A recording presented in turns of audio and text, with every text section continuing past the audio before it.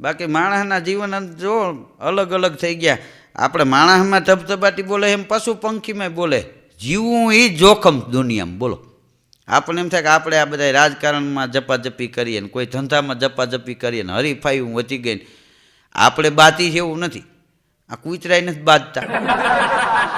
એને ક્યાં હામો શોરૂમ કરવો કે કોઈને કાંઈ બીજો ધંધો કરવો. પણ મહેમાન ગતિ મારા ખ્યાલથી અલગ અલગ આ લોકોની બતાવીને હોય. આપણે ગોદડા પાથરી દે ઈવડા એ વાહે તોડે ને મહેમાનની સ્પીડ માપી લે કેટલી સ્પીડ છે. હા, અને એવા ભાઈ 5 હાથ જે તોડે અને ઓલું જે મહેમાન થઈને આવ્યું હોય એ કૂતરું જે ભાગે. હા, પછી 2-4 તો આમ નોખા પડી જાય, ઘૂમરો મારીને આડા ફરી જાય ને મહેમાનને કુંડાળામાં લે. હા, પછી મહેમાનનો આખો ચહેરો ફરી જાય અને આમ મોટું ફાડીને દાંત દેખાડે ને પછી ગામના મોરા પડી જાય. તો આપણને એમ થાય કે બી ગયા એવું નહીં. કદાચ એ આ ધોઈડા એમાંનું કોઈક ડોક્ટરે હોય કે આને હાથી પગો નથી ગરી ગયો ને એટલે મોટું ફાડે એટલે ખબર પડી જાય કે ના સ્વચ્છ છે, જવા દે. શિયાળિયાની વાહે કૂતરા ધોઈડ્યા એક દી ધબધબાટી બોલી અને શિયાળિયું જે ભાગ્યું એ જમાનામાં રંગારા ખાયડું કરતા.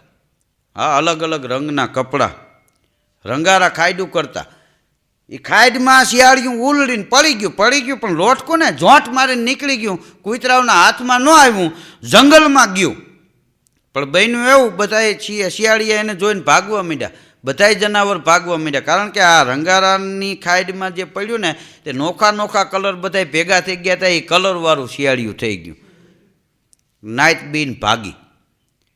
જે જંગલના પશુ પંખી જોવે શિયાળિયાને અને ભાગે. પછી આને એમ થયું કે નાઈટને વાત કરું. કે નાઈટને વાત કરું. એટલે હળવે શિયાળિયાની પડખે ચડ્યું. એ કે ભાઈ તમે લોકો મારાથી બીઓમાં, હું તમારી જ નાઈટનું છું. પણ કે અમારી નાઈટમાં આવો બાપ દાદે કોઈ દી કલર ન હોય. 2-3 તો બૂઠા શિયાળીને લેવાય કે આ દાદાને 71 વર્ષ થયા, જોયું કોઈ દી નાઈટનું આવું? અરે કે હું ખોટું બોલું કોઈ દી? સત્ય વાત છે, હું તમારી નાઈટનું છું. પણ કે આવો કલર કે ભાઈ તમે સાંભળો જ ખરા, કલર તો હારા નીકળી જાય જાણે. એક દી કે નોખું પડી ગયું નાઈટથી.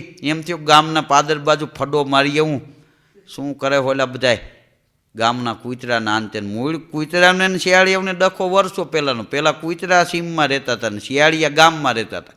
એમાં એક દી પાદરની નદીએ બધા ભેગા થઈ ગયેલા. એટલે કૂતરા ભલે વનમાં રહેતા હતા, જંગલમાં રહેતા હતા, પણ સમજણા ને ખરા ને આ લોકો ગામમાં ઘરે ઘરનું ખાઈને બુદ્ધિ ભ્રષ્ટ થઈ ગયેલા શિયાળિયા. કારણ કે ઘરે ઘરનું ખાવું એ ચર્ચા થઈ નદીએ. એ કે ભાઈ હવે અમે તો અમારી પેટીઓ સીમમાં વહી ગઈ અને કે જો હમણાં લગ્નગારો આવે છે ને તો આ વખતે સમૂહ લગ્ન અમારે ગામમાં કરવા છે. પનરથી પૂરતા તમે જો સીમમાં વહ્યા જાવ ને આટલું અમારું કામ કરો તો જિંદગીમાં તમારો ઉપકાર નહીં ભૂલી. શિયાળિયા ફૂલાણા કોઈ વાંધો નહીં, તમે તમારે પધારો, કાલે અમે ખાલી કરી દઈ. રાતે 9 વાગ્યા અમારી નાઈટ સીમમાં વહી જાય, તમે તમારા ગામમાં પધારો. એ શિયાળિયા ગયા સીમમાં, કૂતરા ગામમાં આવી ગયા. લગ્ન ગાળો તો પતી ગયો, બધું પૂરું થઈ ગયું. પણ શિયાળિયાઓને હજી સુધી માર બેટા જવાબ નથી દીધો. હજી પાદરમાં જો ગામડામાં શિયાળિયા 6-7 વાગે ને સાંજના, એટલે એની પાછામાં ઉવા એમ કે તમે બધા ઉવા જાઓ, અહીં અમે આવી. આ કે હપ બહાટી બોલે. એ કે ભાઈ હું કે પાદરમાં નીકળ્યો ને એમાં કૂતરા વાહે ધોડ્યા અને ભાગવા ગયો. હવે તમને ખબર છે કે આપણી નાઈટ ભાગે પછી એને ધ્યાન ન હોય કેમ ના જાય, કે રંગારે ખાઈડમાં પડી ગયો. આ તો ગઈટાના પૂન કે ઝોંટ મારીને નીકળી ગયો. એટલે હા એ કલર છે. પણ કે તમારાથી આખા જંગલના જનાવર બીવા જ જોઈએ. એક કામ કરો, હળવે તમે ભય ફેલાવો. સિંહને દીપડાવને કહો જંગલમાં નવા રાજા ચૂંટાઈને આવ્યા છે, હવે કાંઈ કોઈની ખોટી લુખાગીરી નહીં હાલે આ જંગલમાં. બધાને બીવડાવોને પૂનમે મિટિંગ રાખો અને આપણી નાઈટનો વાળ વાંકો ન થાય એવું કરી દો. પછી ક્યાં વાત છે? તો ઓલા હું જાણે કે આપણે બીક ગઈ એમ. આપણો ઘરનો રાજા ગમે ત્યાં કારી રાતે ફોન મારો ઉવા તોય આવી જાય કે અહીંયા. એને હળવે જંગલમાં વાત કરી, સિંહને દીપડાને વાઘને વરુને બધાને, હાથી જેવા જનાવરને વાત કરી કે નવા રાજા ચૂંટાઈને આવ્યા છે, પૂનમે મિટિંગ રાખી છે. પૂનમનું અંજવાળ્યું. એ અંજવાળામાં બધાએ ભેગા થયા અને ઊંચા પાણા ઉપર શિયાળિયું બેઠું. એ કે હવે સિંહને એને કે ભાઈ આ તમે ગમે ત્યારે ગમે એના મર્ડર કરી નાખો જમવા માટે, એમ ન હાલે. ઠીક છે, તમે ત્રણ દી એકાદું હરણ મારો એનો વાંધો નહીં, પણ આડે ચડી નહીં. અને શિયાળિયાની નાચને તો કાંઈ નહીં કહેવાનું. અરે કે કોઈ વાંધો નહીં કે જો આમાં દર પૂનમે મિટિંગ થાય, બધાને હાજર થવાનું. કાંઈ પણ વાઘ ગુનાવીના કોઈ ઉપર ઘા થયો પંજાનો તો પછી મજા નહીં આવે. અરે કે ભાઈ છે એવું નહીં થાય, ન થાય એમ નહીં, કાન ખોલીને સાંભળી લેજો. આ હું ન બોલ્યો હારો, શિયાળિયાને પાવરના પાર ન રહીએ બોલો. પછી તો એ બધા આ લોકો શિયાળિયું કે એમ કરે, નવો રાજા ચૂંટાણો છે ને એમ બધે ધબધબાટી બોલી. પછી જે શિયાળિયું રંગારાની ખાઈડમાં પડી ગયું હતું ને રાજા થઈ ગયું ને, એને વિચાર આવ્યો. એ કે કોઈને ખબર નથી, નાયતને ખબર છે શું ઘટના બની. એટલે નાયત રોજ આ મિટિંગ હોય તે આગળ બેસી જાય છે ને, આ ધંધો કરવા જેવો નહીં, નાયત શેટી હારી. એ બધા મિટિંગ પૂઈને ભેગી થઈ, આગળ શિયાળિયા બેઠા હતા. તો શું કે આવડું આ રંગારાવાળું શિયાળિયું ખબર, એ કે ભાઈ એમ ન હાલે, ભલે તમે જે હોય તે આપણે તમને ઇજ્જત કરી માન આપી બરાબર, પણ અહીંયા સભામાં ક્રમવાઇઝ બેસવાનું. પહેલાં સિંહ બેહે, વાઘ બેહે, દીપડા બેહે, પછી હાથી બેહે, હરણ બેહે, પછી તમારે બેહવાનું, અને પછી લોકડા બેહે, અને પછી કે મોરલાન પોપટને એ બધા હવની રીતે બે ગમે તેમ ચલાવી ન લેવાય. ચાલો ચાલો પાછળ વૈયા જાઓ. અને નાયત ખીજાણી, આને કોણ તૂણતું હતું? આ તો આપણે સગાવી દીધું છે. નવો રાજા આવ્યો નામને તેમને બીજા એકબીજા. હું નહોતો કહેતો તું રહેવા દે, આ ખોટા પગાહે ચડી જાવ. તે જ ફૂલાયો લે કાઢ્યા ને વાહે, ત્યાં ચોઈટ્યું નવો રાજા આવ્યો, નવો રાજા આવ્યો. તે વાહે કાઢ્યા ને એમાં આખી શિયાળિયાની નાયત ખાર ખાઈ ગઈ. અને પછી બીજે દી સિંહને કીધું ભાઈ રાજા બાજા કાંઈ નથી, અમારું છે હોય કે તમારો કલર જો એનો એ કલરની વાત જ તમને કરી. શાંતિ રાખો. એ પાણા ઉપર બે સભ્યતા છે બેહવાની, ત્યાં જ લોહીના સંસ્કારની ખબર પડી જાય. તમને રાજા એવું લાગે, તમને ખાતરી કરાવવી હોય ને તો આ પૂનમે મિટિંગ ભરાય અને અમે અમારી ભાષામાં રોવા માંડી એટલે એનાથી રોવાઈ જાય. એ હુકા હુકા મનસે બોલો કે હુકા બોલે તો ભૂકા કાઢી નાખી. હા ને પૂનમે ભાઈ મિટિંગ ભરાણી હો. હા કર્યા બધાને ભેગા.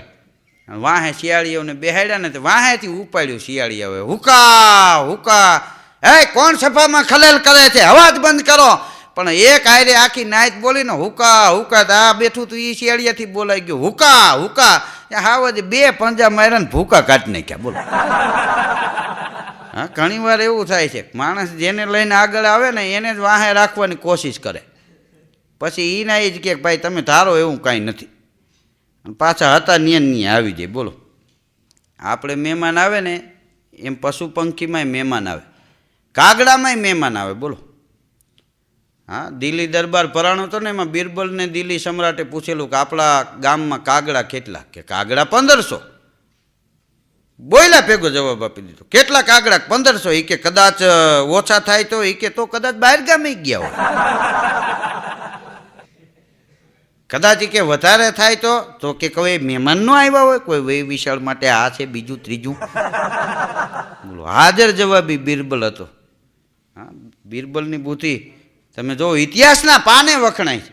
એ કાગડો શહેરમાંથી ગામડામાં ગયો ને, સિટીનો કાગડો ગામડે ગયો એના હગાને ન્યા, તે 2 રાત રોકાણો.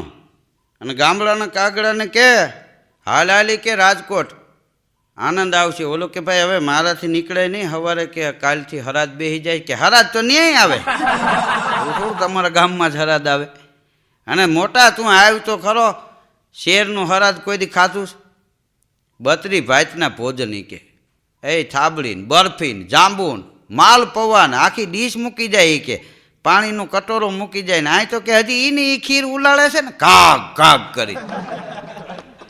શહેરમાં કે બહાટી બોલે છે કે તું આવ્યો તો ખરા. અને તું જો હરાજ પૂરા થાય નોરતા આવે મોટા નોરતા જો રાજકોટના ધબધબાટી બોલે, ડિસ્કો દાંડિયા નાન તે નાય કે ગામમાં તો હજી ઓલો મૂકો જ ગાતો હોય છે ને, ઓલો રીત રિવાજનો ફેર કરીને. હા એક ભાઈ તો કોકની ઘોડી ચોરીને લઈ આવ્યો હતો, તે વાડીએ રાખી દીધી, બહાર તો કટાય નહીં. તે 15-20 દી થયા પછી વેચવા કાઢી, કે આપણે ઘોડી લીધી છે ને હવે વેચી નાખવી છે. ને એમાં એક ગરાક આવ્યો કડકા કંપની, મેં સાંભળ્યું છે તમે ઘોડી વેચવાના છો, કે હા મારે લેવી છે. અને હાલે ગ્રાન આમ અપરુડેટ લુગડાને અપરુડેટ આમ વ્યવસ્થિત બૂટને તો કે ઘોડી બહાર કાઢી કેટલા રૂપિયાની કિંમત કે 80,000માં દેવી છે. એ બરાબર છે, મારે થોડી ચાલ જોવી પડશે એમ કરીને પગરખા કાઢી નાખ્યા. એટલે ઘરતણીએ પગરખા જોયા કે ઘોડી આપો મને. આપી એને એમ કે પગરખા ત્યાં પડ્યા છે. તે ઘોડી માથે બેયની એડી મારી તે બહાટી મારી ઘોડી ગયો એ ગયો આવ્યો નહીં. પછી તો આને એમ થયું કે આપણે ચોરીને લઈ આવ્યા હતા તો આપણે આ બૂટ તો મળ્યા આપણને, બૂટ પહેરીને હાલતો થયો. બોલો, ગામમાં કોઈએ કીધું એ કે ઘોડી આપી દીધી. કેટલામાં દીધી? કે ભાવમાં. એ કે તમે કોઈ દી ભાવમાં દિયો ને, કાંઈક ઉપરિયમણ તો લીધું હોય કે ઉપરિયમણમાં પગરખા લીધા ને. હજી વાત કરતા હતા ને ત્યાં સરપંચની 2-4 જણા નીકળ્યા ને બૂટ જોઈ ગયા. એલા કે મારા બૂટ તું ગામમાં મિટિંગમાં આવ્યો તો બૂટ પહેરવા આવ્યો તો મિટિંગ મારે કે પણ આ ઘોડીનો દીકરો ક્યાં થાય? સરપંચે 3 ધોકા નાખ્યા નરામાં, 2 પગ ભાંગી નાખ્યા. હું ઓલો જે ઘોડી લેવા આવ્યો તો એ સરપંચના બૂટ પહેરીને એ આ બૂટ મૂકીને ઘોડી લઈને વયો ગયો. એ ટાંગા ભાંગી નાખ્યા. એનો ભાઈ વાત કરતો હતો કે મોટા એ ઘોડી તો દીધી પણ પછી સરપંચે માર્યો, 2 પગ ભાંગી ગયા. તે બગલની 2 ઘોડી આવી. 1 ઘોડી ગઈ ને 2 ઘોડી આવી. હવે કે એ કેદી નીકળે એ નક્કી નથી. ગામડામાં એક જણો રિક્ષામાંથી ઉતરીને ગોળનો ડબ્બો ખંભે મારીને હાલ્યો જતો હતો. તો એના ગામનો જે એક જણો હામો મળ્યો, કે ગગજી ગોળનો ડબ્બો લીધો? કે હા લીધો ને. કેટલા રૂપિયામાં આવ્યો? એ કે 200 રૂપિયામાં. એ કે તો મોંઘો પડ્યો કહેવાય. કેમ? એ કે કાલે હજી હું 250 લઈ આવ્યો. ગગજી કે તે તો રોકડા દીધા છે ને. કે હા. કે તો મારે સસ્તો પડ્યો, હું તો ઉધારી લઈ આવ્યો છું ને. દેવાય છે દેશ ને કરે એનો ને એનો ગોળ ખાઈને ગળદા મારી છે. આને કોણ સમજાવે? હા, હોન્ડા લઈને એક જણો નીકળ્યો ને બજારમાં, પોલીસ વાળે રોક્યો, ઊભી રાખ, 50 રૂપિયા આપી દે. પણ કે સાહેબ મેં કાંઈ ગુનો નથી કર્યો. કે ગુનો તો કોઈ દી ન કરો એટલે દંડ નહીં કરવાનો.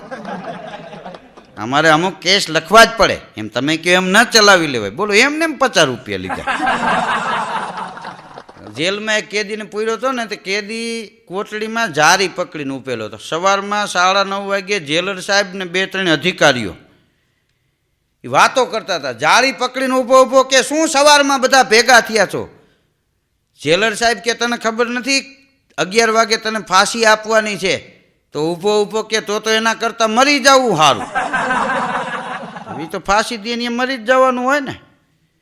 હા, ત્યાં કાંઈ થોડું ગુલાબજાંબુ આપીને તને પાછું હેઠો ઉતારી લે. એક દિવસ એક ભાઈના મિત્રના બા ગુજરી ગયા.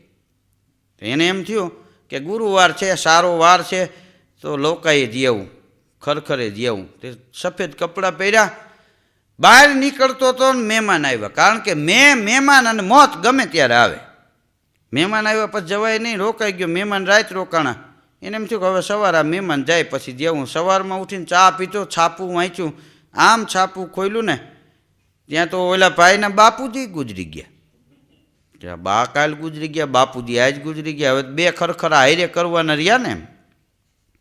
એમ મહેમાન વયા ગયા પછી ગયો સફેદ લુગડા પહેરીને, જય શ્રી કૃષ્ણ, જય શ્રી કૃષ્ણ. એ કે ભાઈ બા ગુજરી ગયા એ મેં વાંચ્યું છાપામાં, મને એમ થયું કે આજને આજ જેવું. એટલે હું કાલ જ આવતો હતો પણ મેં કપડાં બદલી અને બહાર નીકળવાની તૈયારી કરીને ત્યાં મહેમાન આવ્યા એટલે મારાથી ન આવવાનું. અને સવારમાં ઉઠીને છાપું વાંચ્યું તો બાપુજી ગુજરી ગયા. બા તો ઠીક બીમાર હતા ને ગુજરી ગયા. બાપુજીને અચાનક શું થયું? તો બાપાનો છોકરો કે બા ગુજરી ગયા ને એના હરખને રોકી ન શક્યા. અમે એમ તો થોડીક વાર કીધું કે અગાસી ઉપર જઈને દાંત કાઢી આવો, તો ગયા નહીં ને એમાં હરખનો ડૂમો ભરાઈ ગયો ગળે. હાશ કે 80 વર્ષે નિવૃત્ત થયા ત્યાં ઈ ગુજરી ગયા. કેવા લાડ લડાવ્યા બોલો.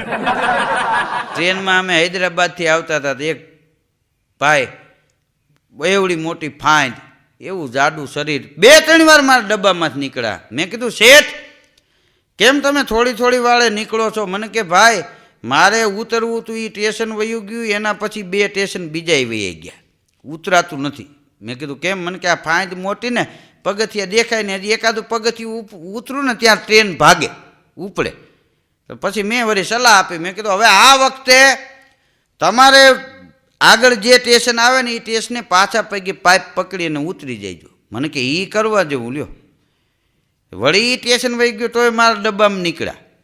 મેં કીધું તમે આ ગયું એ સ્ટેશને ઉતર્યા નથી. મને કે ભાઈ પાછા પૈકી ઉતરવાની ટ્રાય કરી, 2 પગથિયા ઉતરી ગયો, એક જ પગથિયું બાકી હતું ને ટ્રેન જરાક ચાલુ થઈ ત્યાં 3 જુવાનિયા જોઈ ગયા. એ કે શેઠ ચડી નહીં હગે, લઈ જાઓ. પાછો ખેંચી હવે મેં કીધું હવે જ્યાં ટ્રેન રાત રોકાય ત્યાં રોકાઈ જજો ને, એની ટ્રેન પાછી જાય ને ત્યાં છોકરાઓને કહી રાખજો હું ઉતારી ગયો આ મુદ્દાને. એવા અમુક અમુક જાડા થઈ ગયા છે, એની વાત જવા દો. અમદાવાદમાં એક ભાઈ શ્રીખંડ લેવા ગયો ને, મહેમાન આવ્યા હતા. તે શ્રીખંડ લઈને ઉતાવળમાં જતો હતો. અત્યારના ફેશનિક યુગ. તે એક છોકરી, હવે તો તમે જુઓ કોલેજમાં છોકરીઓ મોજા પહેરી લે હાથના ખંપા સુધી, આંખે કપડાં બાંધતા હોય, મોટું આખું દેખાય નહીં, ખાલી 2 આંખું જ તગતગતી હોય. તે મોટરસાઇકલ લઈને ચોકમાં ભટકાણા, છોકરી પડી ગઈ, હાથ પાડે પણ આને લીવર જ મારી દીધું. તો કે એના ઘેરે જઈને મહેમાનને બધા બેઠા હતા ને એની ઘરવાળી કે કેમ આટલી ઝડપથી આવ્યો કે એક છોકરી ભટકાણીને પછી ઊભો રહો ડખા થાય. એટલે મેં તો કે દાબી જ મૂક્યા. કે ત્યાં તરત મોબાઈલમાં ફોન આવ્યો, પપ્પા હું ભટકાણી છું. ક્યાં? અરે કે તમે જ પાડીને વહી ગયા હોન્ડામાં. ત્યાં ખબર પડે કે આપણાને લગાડીને વહી આવ્યો. હું બોલું હાલો હાલો કે લઈ જાઓ જટ, શ્રીખંડ પછી ખાઈ જાઓ, આ ફ્રેક્ચર થઈ ગયા એનું કાંઈક કરો.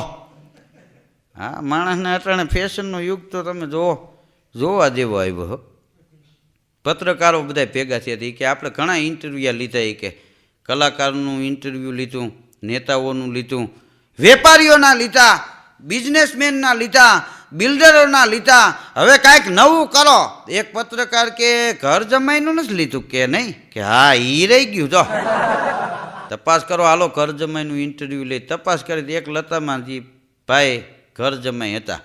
તે ત્યાં ગયા કે તમે ઘર જમાઈ છો? હા. કેટલા વર્ષ થયા? 28 વર્ષ થયા. હું અહીં પૈણીમાં આવ્યો અને મારી ઘરવાળીને તેડવા વાયણું આવ્યું ને એના ભેગો વયો આવ્યો છું, તેજનો ગયો નથી. એમ? બહુ સારું કહેવાય. અહીં તમને કેવું લાગ્યું સસરાના કેરે આ 28 વર્ષમાં? તમને કેવું લાગ્યું? કે લોકશાહી જેવું. પત્રકારો મૂંઝાણા કે લોકશાહી એટલે? હા, મારા સાસુ છે એ કે યુદ્ધ પ્રધાન છે, મારા સસરા છે એ નાણાં પ્રધાન છે. તો કે તમે વડાપ્રધાન છો? કે ના ના અમે આમ બિચારી જનતા. હા, અમુક માણસ નક્કી જ નથી. તમે જો ગમે ત્યાં ગરી જાય. હા, ગમે એ ઓફિસમાં ગરી જાય ને આમ ખોખારો મારીને આમ તેમ જોવે તો ઓલો પટાવાળા મોરા પડી જાય. શું કે ખબર? સાહેબ નથી કે રજા ઉપર ગયા, ક્યારે આવશે? એ તો કદાચ શનિવારે આવે ને કાં સોમવારે આવે. શું આ પાણી બાણીના ધાંતિયા ગામમાં ટાઈમે પાણી નથી આપતા? કે સાહેબ આ પાણીનું ઓફિસ નથી, આ બોર્ડની છે લાઇટની. તો કે લાઇટમાંય ધાંતિયા થાય છે.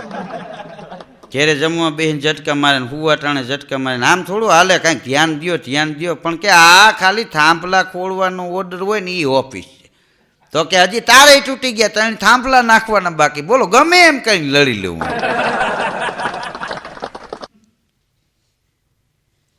હા, હું એક વાર આમ રાજકોટમાં નીકળ્યો ને એક શેરીમાં આવેલો જતો હતો. ત્યાં તો 2-3 જણા મ્યુનિસિપાલિટીના સાહેબ આવીને બાંધતા હતા આખું ઘર.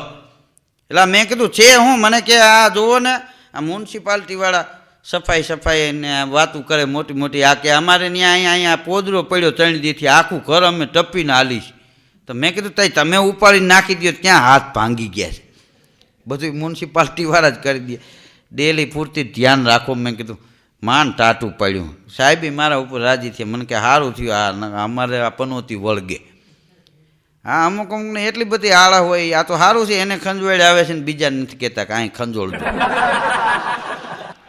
હા, આમાં કાંઈ સરકારનો વાંક નથી. હા, તમે જો વચમાં તો રૂપિયાના સિક્કા ઓગાળી નાખ્યા, કાંઈક ધાતું નીકળે છે ને એવું મેં છાપામાં વાંચ્યું. તો ક્યાંય સિક્કા નથી જળતા. બોલો ડબલાવાળા રૂપિયાના ડબલામાં ફોન કરવામાં ઓલા અમને આપણે કંઈક શીખો કે ભાઈ હોય તો નાખો, નકર નથી. હા, સિક્કાની એટલી બધી શોર્ટેજ ઊભી કરી દીધી. માણસને ક્યાં ફાયદો હોય? બોલો થાળી ભાંગીને વાટકા કરી નાખે. પબ્લિક ફગાહે ચડી જાય ને. હા, રહેવા ન દે. બોલો ગમે અહીંયા ઉપાડે.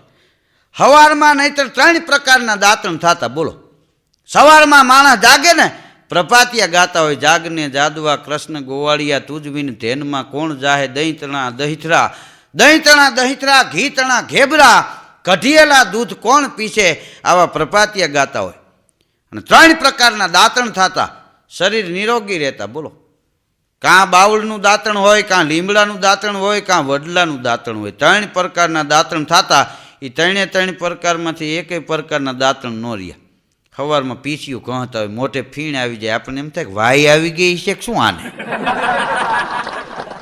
સવારમાં એના મોઢે ફીણ આવી જાય, 11 વાગ્યા પછી ગામના મોઢે ફીણ લેવડાવે, એવા ધંધા ઉપાડે. હા, એક દી એક ભાઈ હું આમ નીકળ્યો ને મને કે ભાઈ ધીરુભાઈ સરવૈયા કે નહીં? મેં કીધું હા ભાઈ. મને કે 2 મિનિટ ઉભા રહ્યો. મેં ગાડીને બ્રેક મારી, એની પાસે ગાડી હતી. હું ઉતરીને ગયો, બોલો ભાઈ. મને કે ભાઈ હું આ ફોન લગાડું ને એમાં જરાક વાત કરી દો ને. મેં કીધું ભાઈ હવે હું તમને ઓળખતો નથી, આ તમે રામ રામ કર્યા એટલે મેં રામ રામ કર્યા, હવે તમે ક્યાં વાત કરતા હોય શું કાંઈ? મેં કીધું હા અમે કલાકાર માણસને ક્યાંક હલવાઈ રહીને કારણ વિનાને. મને કે એવું નથી, મારા પાર્ટનર છે એ શેઠને ફોન કરું છું, પણ તકલીફ એ થઈ મારું નામ મૂકો છે. હું આમાં રિંગ વગાડું અને સામે શેઠ ઉપાડે, હું કહું મૂકો તો ફટ દઈને મૂકી દે. મને કે તમે ફોનમાં એને કહો હું ધીરુભાઈ સરવૈયા બોલું છું ને, હવે તમારો પાર્ટનર મૂકો પાઈ રહ્યો ને એ ફોન કરવા વાત કરવા માગે એટલે હવે મૂકતા નહીં, પકડી રાખજો. પછી મેં ફોન કર્યો, મેં કીધું ભાઈ હું ધીરુભાઈ સરવૈયા બોલું. મને કે ગુડ મોર્નિંગ. મેં કીધું ગુડ મોર્નિંગ. મને કે બોલો. મેં કીધું બોલવામાં એવું, તમારો પાર્ટનર રહ્યો ને મૂકો ભાઈ એ તમને ફોન કરે છે ને તમે ઉપાડો ને કે મૂકો, તમે મૂકી દો છો એટલે હવે વાત કરી લ્યો અને એકાદો પ્રોગ્રામ મારો કરી નાખજો. ત્યારે એના ઉપર ફોનમાં એની હારે વાત કરી શકે. બોલો, નહીંતર વાત નથી થઈ શકતી. અમુક અમુકના નામ એવા અઘરા હોય ને એની વાત જવા દો. એક ભાઈ એના પાડોશીને કે તમારે દીકરી દીકરાના લગ્ન નથી કરવા? એ કે મારે તો 2 દીકરા દીકરીના એક હારે જ અને આવતા મહિનામાં જ ગોઠવી નાખવું, પણ કે બાપા માનતા નથી. મેં કીધું પણ મેં બાપા કેમ ના પાડે? મને કે ના જમીન વેચવા નથી દેતા. કેમ જમીન વેચે તો દીકરા દીકરી પહેણે. હા, એવો ક્રેઝ બહુ થાય તો વેચી નાખો લ્યો, પછી લગ્ન કરી નાખી. પણ એમને હરણાઈ વગાડો તો ખબર પડે કેટલી વિહે હોશ આવી. એક બાપાને એનો પાડોશી કે ભલે તમારી જમીન વેચાઈ ગઈ પણ એ કે મકાન તો સારા થઈ ગયા ને. બાપા કે તું ગયો મકાને? કે ના, સાંભળ્યું છે કે અમદાવાદમાં છોકરાઓ મકાન લીધા. હવે મકાન લીધા એ કે વિરમ ગામમાં વાવાઝોડું હોય તો અહીં બખાળ થતા હોય. બોલો, તારે કે બેઠા બેઠા વાત કરવી. અહીંયા હતું એ ઓહો હતું. 2 મિત્રો ઊભા હતા ને એમાં એક કે તારે માલ છે ઘણા, આ પ્લોટ ને જમીન પડી હોય એને માલ કે. બોલો, અને અમુક પીવાવાળા દેશીને માલ કે. 2 જણા વાત કરતા હતા ને, મોટા તારે માલ વેચાઈ ગયો કે હજી છે? કે આપણી પાસે માલ ધોમ પડ્યો છે હજી. હા, એક કોથળીવાળો ગયો કે ભાઈ થોડોક માલ આપજો ને.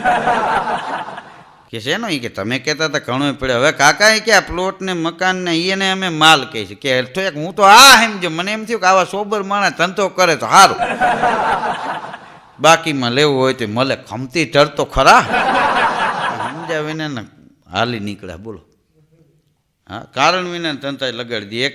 એક બાપા એના સાહેબ ઓળખીતા હતા. એ સાહેબને કહેતા હતા, એ કે સાહેબ અમારું મકાન એ કે કેમ પાડી નાખ્યું? તો સાહેબ કે એ સૂચિતમાં તો કાંઈ સૂચિતમાં નહીં, પુનિતનગરમાં હતું. એ કે સૂચિત નગર ન હોય બાપા, પુનિતનગર, પણ અમુક પ્લોટ સૂચિતમાં હોય એ તમે લીધા હોય તો એ પડે, એમાં કોઈનું ન હાલે. એ કે અને એ કે પાછા તો જે જેસીબી લઈને આવ્યા હતી 1282 રૂપિયાનું બિલ દેતા ગયા. એ અમારા પરવાના, અમે બોલાવ્યા હતા સવારે 7 વાગ્યા જેસીબી લઈને આવજો ને અમારું મકાન પાડી નાખજો. એક તો રહેવાનું ટાળી દીધું, 1282 રૂપિયા બિલ કે હા એ દેવું પડે, નકર જેલમાં રહેવું પડે. 2 માંથી એક થાય, બાકી કાંઈ થાય નહીં. હા, એક બાપાએ એક મને પૂછ્યું, મને કે ધીરુભાઈ આ બધા સૂચિત કરે છે તો એ શું બાબતને કહે છે? મેં કીધું ભાઈ એવું નથી, આમાં શું છે, અમુક સૂચિત પ્લોટ એટલે એમાં તમને લોન ન મળે, એના ઉપર તમને સરકારમાંથી કાંઈ મળે નહીં. બાકી કાયદેસરનો પ્લોટ હોય ને મકાનનું બાંધકામ કરવું હોય તો તમને 2 લાખ 3 લાખ રૂપિયા મળે. જેવું બાંધકામ તૈયાર મકાન લ્યો તોય અમુક ટકા તમને લોન મળે. આ સૂચિતમાં કાંઈ મળે નહીં. મને કે હવે મને ખબર પડી કે આ મકાનની બાબતોમાં, સૂચિતની બાબતું ને એની બાબતોમાં એક બાબત વિચારવા જેવી ખરી. મેં કીધું કઈ કે આ બાબતમાં પડવા જેવું નહીં. ઠેઠ સુધી બાબત જ રાખ્યું. બોલો. હા, એકેય વાતમાં માયના નહીં. હા, અમુક માણસને તકલીફ એ થાય એને ખબર ન પડે, બીજાનું માને નહીં. હા, એમાં દુઃખ થાય. આપણને ખબર ન પડે ને, કોક કે એમ કરો ને તોય જીવનમાં કોઈ દી વાંચો ન આવે. જિંદગી નાની એવી માણસની જિંદગી છે, પણ જીવતા આવડે તો લીલા લહેર થઈ જાય. નકર નાની એવી જિંદગી અકારી થઈ પડે. ખબર ન પડે કોકને પૂછી લેવું.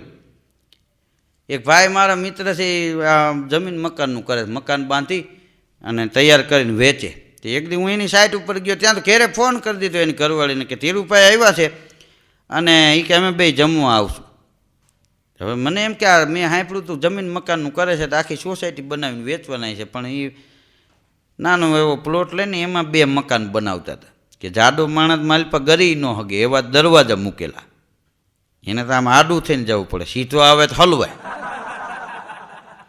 એની ઘરવાળીને કે ધીરુભાઈને હું બે જમવા આવી છીએ. એટલે મેં થોડીક વાર થઈ મેં કીધું હવે તમે કહી દીધું છે તો હાલો જાય ઘેરે. મને કે ચારવો તો ખરા. તમે 15-20 મિનિટ બેઠા ને ત્યાં ઘેરેથી ફોન આવ્યો કે જમવાનું તૈયાર થઈ ગયું છે અને તમે ધીરુભાઈને જલ્દી પતારો. તો કે ભાઈ હમણાં એક ફોન આવ્યો હતો ને, એક પાર્ટી આવે છે એટલે થોડીક વાર પછી અમે આવશું. તો મને એમ કે આ મોટી પાર્ટી કોઈ આવતી હોય, નાના મકાન વેચાઈ જતા હોય તો સારું. હજી તમે વાત કરી ત્યાં તો પાર્ટી આવી લ્યુનામાં, એકમાં પેડલ એક ધરી પંખો બખડ ધરડીંગ કરતો આવીને ઊભો રહ્યો. મેં કીધું આ પાર્ટી આવી ગઈ છે અને તમે વાત કરીને ઘેરે જમી આવજો ને હું મારા ઘેરે જાઉં. હા, મારે રજા લેવી પડી. બોલો.